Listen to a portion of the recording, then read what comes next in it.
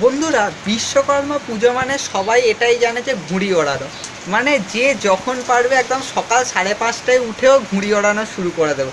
কিন্তু যদি সেদিন এরকম অবস্থা হয়, মানে দেখো এখন গাইজ বৃষ্টি পড়ছে, প্রপারলি দেখতে পাচ্ছ, এরকমই হয় গাইজ।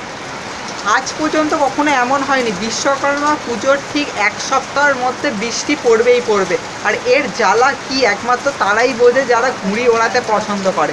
মানে তারা বলতে পারো যে মাঞ্জা বানানো, মাঞ্জাকে রোদে দেওয়া, আর তখন যদি এরকম বৃষ্টি হয় মানে কি খারাপ অবস্থা হয়। এনিওয়ে গাইস, আজকে সাবজেক্টিভ ড্রয়িংয়ে স্পেশাল হচ্ছে ঘুড়ি ওড়ানো দৃশ্য। এই সাবজেক্টটা প্রায় দেখতে পাবে প্রচুর ড্রয়িং কম্পিটিশানে এসে থাকে, প্রচুর কম্পিটিশানে আঁকতে দেয় ঘুড়ি ওড়ানোর দৃশ্য। তো আমার মনে হলো আমার চ্যানেলে প্রচুর সাবজেক্টিভ ড্রয়িং দিয়েছি, তো তার মধ্যে এটা দেওয়া উচিত। তো বিশ্বকর্মা পুজো স্পেশাল এর জন্য সাবজেক্টিভ ড্রয়িংটায় ঘুড়ি ওড়ানোর দৃশ্য দিয়েছি। তো এই যে ড্রয়িংটা একটুখানি বলে দিই, দেখো এই ড্রয়িংটা তোমরাও আঁকতে পারো, কোনো অসুবিধা নেই, তোমরা হয়তো আমার থেকেও ভালো আঁকতে পারো। বাট মনে রাখবে, দেখো ঘুড়ি ওড়ানোটা যদি সত্যিকারে বলো তাহলে ঘুড়ি ওড়ানোটা অনেকটা হয় ঘুড়ির লড়াইয়ের মতো।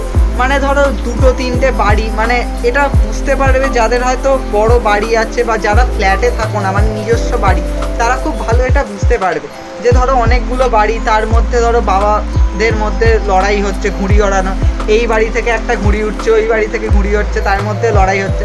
আমি কখনো ঘুড়ি ওড়াতে সেরকম পারি না, বাপি ওড়াতো খুব। আমি ওই ছবিতে দেখবে একটা ছেলে পাশে লাঠাই নিয়ে দাঁড়িয়ে আছে, আমিও ওরকমই, আমার কাজে ওটাই ছিল, লাঠাই নিয়ে আমি দাঁড়িয়ে থাকতাম। আমি কখনো সেভাবে ঘুড়িয়ে উঠতে পারিনি, শিখে উঠতে পারিনি, এটাই কথা। বাপি শেখানোর চেষ্টা করেছিল কিন্তু আমি শিখে উঠতে পারিনি। এইটাই হয় গাইজ অ্যাকচুয়াল ঘুড়ি ওড়ানোর দৃশ্য, মানে একটা অনেকগুলো ছাদ, তার মধ্যে ঘুড়ি ওড়ানো।